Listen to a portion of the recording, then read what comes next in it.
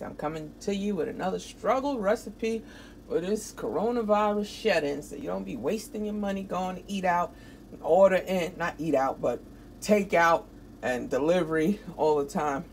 You know, these quick little recipes I make that anybody could do, fast and easy. All right, I got my heating on to about medium. I'm gonna put some, we're making beef stew, since I ain't say it. All right, and this is like quick, you don't even need to measure stuff out. About 3 tablespoons of some type of basic oil. I like to use canola. All right, I have a small pack of beef stew meat, beef chuck, that I got last night at ShopRite, and ShopRite did not have no type of chicken, turkey, nothing, this and that. Not that I was gonna use it, I'm just letting y'all know. This shit went from tissue. They had tissue now and sanitizer. Now they ain't having no meat. I mean, people just buying them in flocks like cuckoo idiots. Anytime somebody says something, I think they said something about chicken plants was having a shortage. Their workers was getting sick. Now they running, buying up all the chicken and stuff like that. I don't understand. People is actually so easily put into just suggestion shit in their mind, and they just run with it. Anyway, it's about 1 pound of meat. I had some leftover cut up green peppers and small half an onion, which I'm gonna use a little more onion later. All right, you're gonna use some flour. All we're using this for pretty much is to get some color on the meat when we brown it. That's what we about to do. Just brown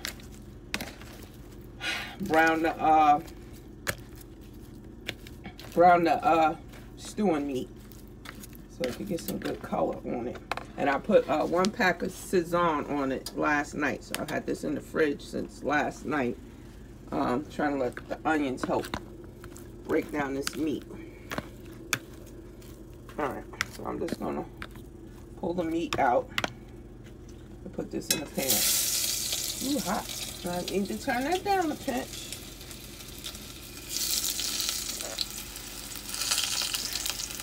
So I'm not, right now, I'm not trying to put no onions or nothing. It's just the meat on into the pan to get some color on it, because you know once you start cooking it down in the water and everything, it's not gonna brown up. So you gotta put some color on it now.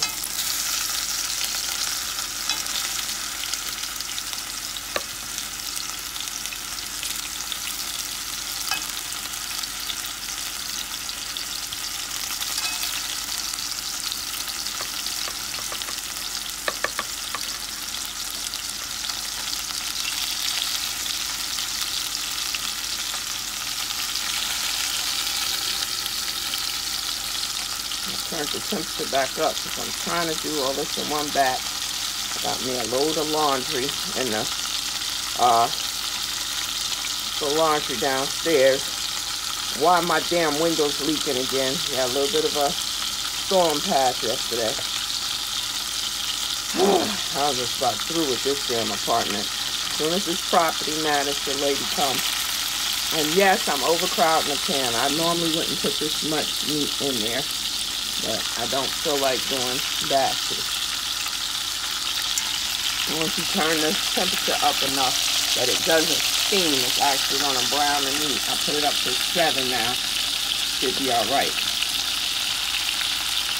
I'm going to see what I can do if she can give me a different apartment, because I can't with this. I mean, it was so much water again that I had to dump buckets. That's how much water. And to me, the storm was nowhere near as bad as the one from last week. So I'm like, why in the heck do I need to be out here dumping buckets of water?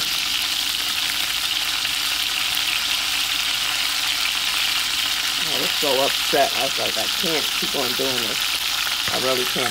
Okay, so I think I got, yeah, one more chunk.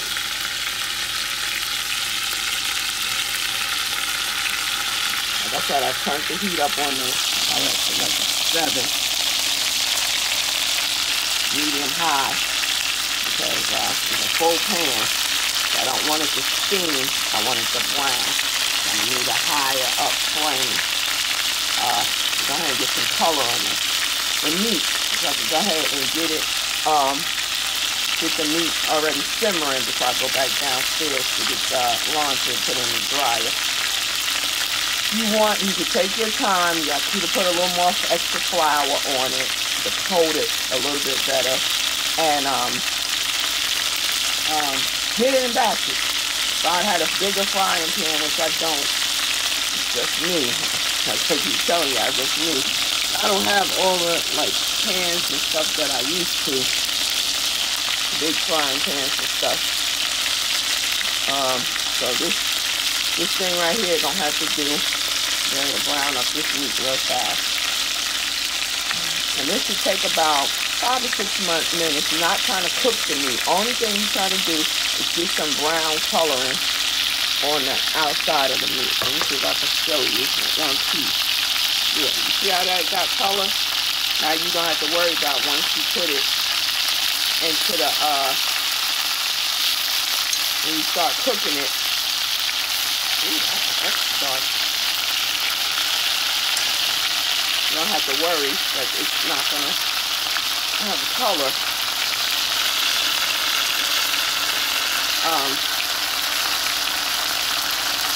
Once you get it stewing, it's going to have a nice good coloring on it. And trust me, some of these darker ones, I'm telling you, that color going to go away when that broth and stuff hit it. But not all of it. Alright, so I'll be back as soon as I finish flipping this and it's ready for the next step. So I took the meat out. So this is this is going. We still got about 2 ounces of 2 ounces of oil in it. So let's put maybe about 2 tablespoons of flour in there with all them pieces at the bottom. You gotta make sure you get all that. Not worrying about color like I normally like to do gravy, get it dark or whatever, because we're gonna have something to help that. Let's put these onions in.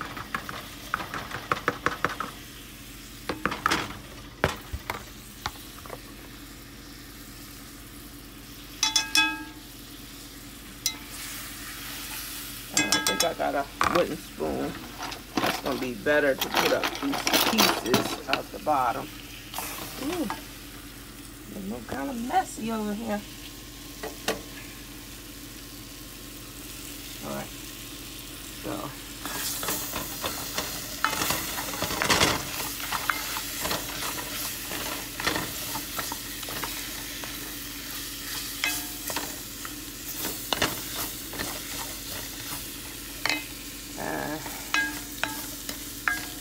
This is not that much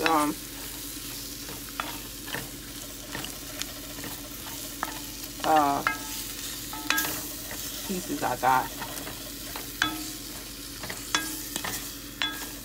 I'm not gonna let this go. Got a bottle of beer, Heineken. So you want a malt lager type style beer.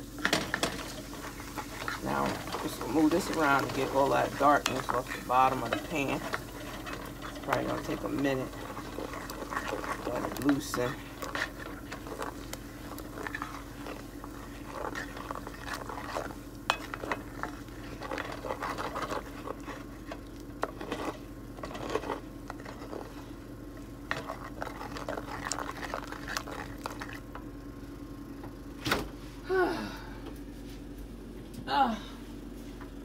Really tired because I'm so frustrated with this apartment. It's not even funny. Now, all last year I was here, I had a couple of times the water got a little bit out of hand. That's the only reason I put about a nice tablespoon of ketchup in there. Only reason I was even thinking about moving. And then when I come to terms like, all right, it's not that bad, I can do another year. Here we go. Not even a month after I signed the lease. Got 2 big size water issues. Well, 2, this is the third time all this water is coming in my apartment. I'm like about to be through. I'm really gonna talk to this property manager lady about getting another apartment. I don't even care if it don't got no ocean view. I don't care if it's a 1-bedroom instead of a 2-bedroom. I'm just gonna be like, I want an apartment that does not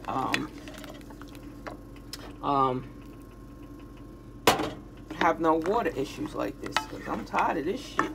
I'm sorry, but I am. Say if I was at work, this is the second time I was fortunate enough to be home and to catch it, you know, that it just didn't turn into an awesomely horrible mess. But say if I wasn't home. All right, to this you're gonna add some black pepper, a bay leaf, maybe a little bit of thyme, and some garlic powder and some onion powder, and probably gonna cut it up a small onion and put some of that in there too. Maybe not. Maybe I had enough onion from the other one. It was like 1/4 of an onion. I might not put no onion in there. All right, so let's add the meat back. Make sure you get all the juices and stuff that's in.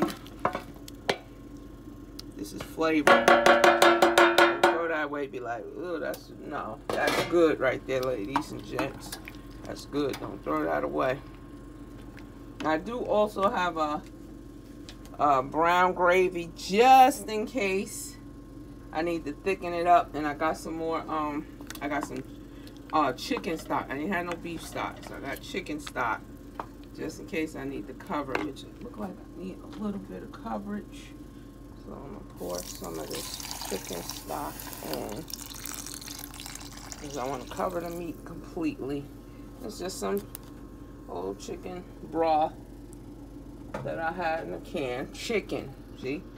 Don't matter what you got, ladies. Don't let nobody tell you if you don't got the beef broth, well, you need to run to the store. No, you don't. Use what you got. Yeah, I might be able to get away with not adding no extra onions and nothing. Alright, so I'm going to let this go. Get it to a boil. I'm going to let it go then cover it. Turn it down to a simmer where it just got a slight little bubble boil to it. Once I get it to a boil, you just want to get it down to a nice little simmer, meaning it's not bubbling hard. It's just like maybe a little bubble, and have it covered. And you want to let that go for an hour before you do anything else. And before, you know, once I get off camera, like I said, I'm gonna add the bay leaf, so a little bit of black pepper, a little bit of garlic powder. When I say a little bit, just a sprinkle. This is not a big old pot that you need a lot. And if you need more later, you can always add. I think I got enough flavor profile going on already that this is not going to be lacking on flavor. So I don't have to go heavy, but you definitely need a bay leaf in there and a little bit of thyme. Maybe I put a sprig of thyme in there. And you see how it's starting to come to a boil. But that's how pretty much how you want it when it's at a simmer. So you see how it's just on a little bit. That's how you want it. So you probably want to turn your oven down, your flame down to low. I'll probably put this electric stove to a number 2. All right, talk to you in a minute. I had to come back in, and that's what a bay leaf looked like. I forgot cooking, just in case for somebody that don't know. This is a bay leaf. So you throw one of them in there. I put some fresh thyme. Like I said, a little garlic powder, a little onion powder. And I forgot to tell you, I put a good 1.5 tablespoons of Worcestershire sauce, you know, the brown sauce in the bottle. Where's that? Where's that? Where's that? Where's that? Just in case, if you don't know, put a good 1.5 tablespoons of that in there. And then I went in with this wooden spoon and scraped that bottom real good. Got all the pieces and incorporated it, broke it down so it will be good in the dish. You don't want the bottom to have all the pieces still on there. All right, see, I got a nice little bubble going on. I'm getting ready to cover it for the hour and then come back and check on it. All right. Okay, so I'm back. It's been about an hour. That's what you have going. Just reduce some.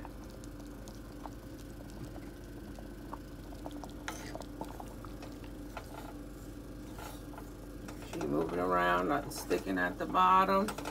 That's another way you can tell either your pan is too thin at the bottom, because it's going to start sticking and getting a crust at the bottom, or you got it cooking too hot.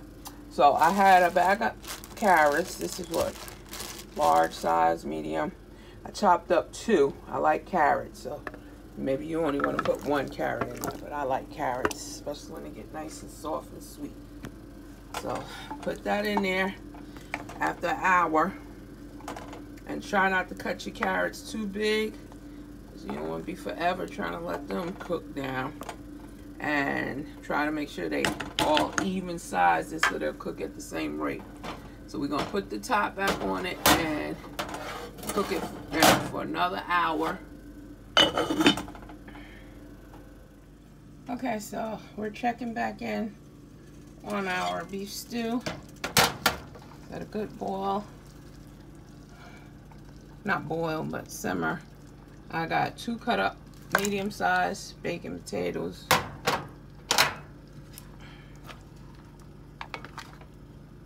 This has been going now for almost 3 hours, about 2.5 hours or so. I'm quite sure everything is done. So I put the potatoes in, and we're just gonna soften them up. We're good. So make sure they all submerge. Everything is still submerged. Give this about 30 minutes and see what we got. Be ready to season when you come back. Okay, everybody, so this is what it's looking like after cooking for about 3 hours. I'm gonna take the lid off, add some more pepper. I have onion powder out, black pepper, and a little garlic powder. Stir it, make sure you get everything from the bottom. I made put a bowl of it to the side already. Looks delicious. Will fill up any man. If you make a pan of cornbread on the side, you get extra brownie points. But this is a meal. This is a man-pleasing meal right here. Will fill your family up with a pot of rice or something on the side, and something to drink, and they good. Thank you as always for liking, subscribing, and watching. Bye, y'all.